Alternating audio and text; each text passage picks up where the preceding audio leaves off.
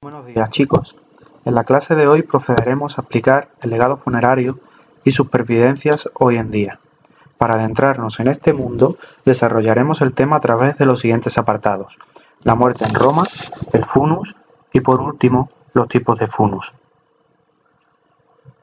La muerte en todas las culturas tiene un concepto diferente, aunque la idea final es la misma, es decir, la trascendencia del alma del difunto a otro lugar.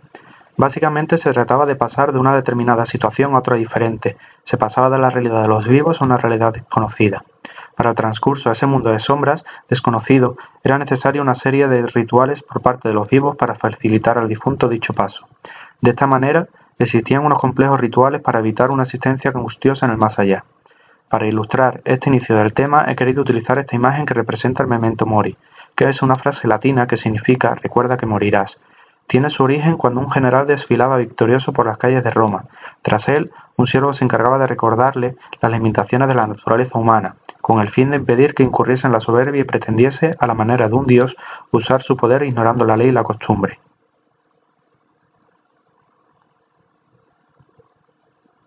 La mayor parte de las creencias y ritos provienen de la civilización etrusca, que aportaron la inicial inhumación en necrópolis de carácter subterráneo. Posteriormente se sustituyó por la cremación, la cual existió durante toda la época republicana y los inicios de la época imperial, ya que existía la creencia de que el fuego liberaba el alma del cuerpo. A partir del segundo tercio del siglo II es cuando se vuelve a generalizar la inhumación, por lo menos en las familias que podían costearla. Esto coincide con la irrupción y el asentamiento del cristianismo. Pero será la influencia griega por los siglos VII y VI a.C. la que modificará el universo de los muertos, creando un mundo subterráneo donde van los fallecidos y sus almas son jugadas por una serie de dioses. Así, la tumba pasará de ser la morada del fallecido a simplemente donde se deposita el cuerpo.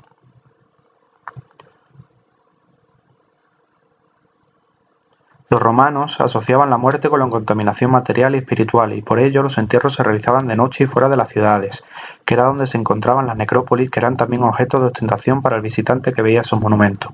Aquí observamos un plano figurado de la disposición de las tumbas a lo largo de la vía en Isola Sacra, donde vemos claramente una línea de sepulturas en primera fila y otra en segunda, marcando así la diferencia de condición social. Fijaos en esta imagen recreada de cómo sería la Vía Apia en Roma. Sin duda, una auténtica forma de decir a los visitantes que en esa ciudad había gente muy importante. Pasamos ahora al segundo apartado de nuestro tema, en el que daremos a conocer las características del funus romano.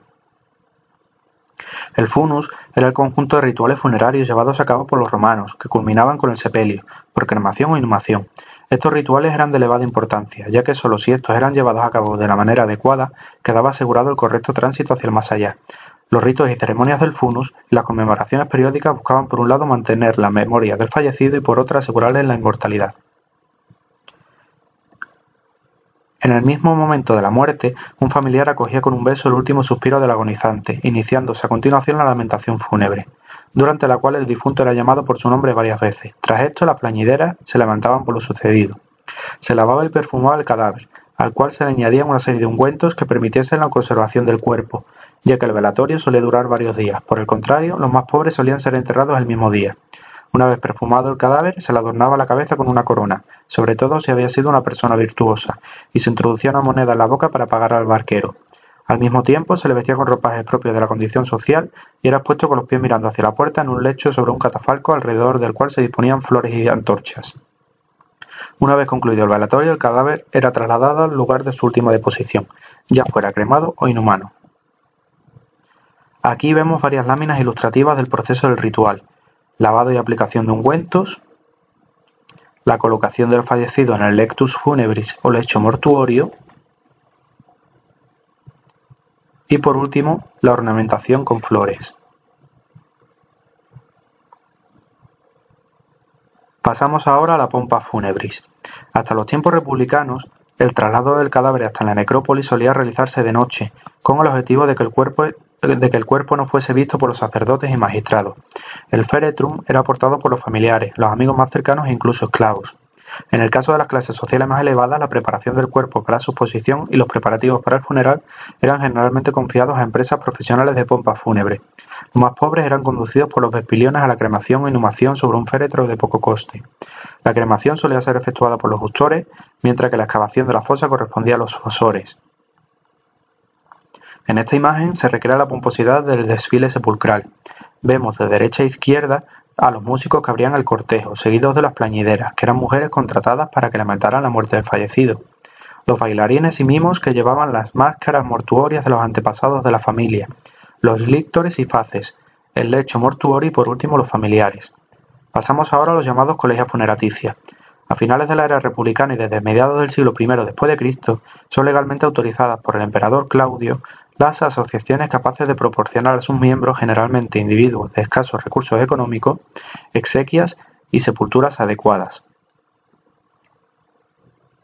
Estas asociaciones solían constituirse bajo la advocación de alguna divinidad del panteón romano. Los socios debían de abonar una cuota al inscribirse y después pequeños pagos mensuales, con el fin de que el colegio los destinase a un fondo común. De este modo, se obtenían las cantidades necesarias para costear de forma total o parcial los funerales de los miembros fallecidos del colegio.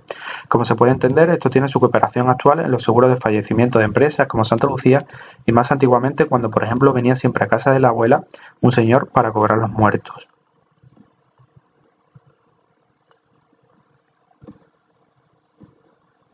Entramos ahora en los diferentes tipos de funus, y como veréis, todos tienen su particular equivalencia actualmente en nuestra sociedad. En primer lugar, el funus acerbum. Se trata de un funeral público privado caracterizado por la muerte prematura del fallecido. El ejemplo actual sería la muerte trágica de un conocido o ver en un telediario la muerte de alguien. El funus censorium. Es un funeral público tributado por concesión del emperador a personajes que se encuentran muy vinculados a la familia imperial. Sería el fallecimiento de hombres de Estado como políticos, fiscales, jueces, etc. El funus imperatorum. Ceremonias y ritos desarrollados con ocasión de la muerte y sepultura del emperador o de miembros destacados de la familia imperial. En este caso sería la familia real, la aristocracia o incluso consideramos el fallecimiento del papa en este tipo. El funus indictivum correspondía a personajes destacados socialmente, cuya muerte era anunciada por un pregonero, una circunstancia que podía hacerse extensiva a cualquiera de las otras modalidades de funus. Actualmente no existe un pregonero físico, pero se anuncia la muerte de alguien a través de las esquelas de los periódicos. El funus militari. Eran ritos llevados a cabo tras la muerte de miembros del ejército fallecidos en actos de servicio. Por lo general eran cremados inhumanos de manera colectiva. Las diversas ceremonias dependían de la categoría militar de los fallecidos.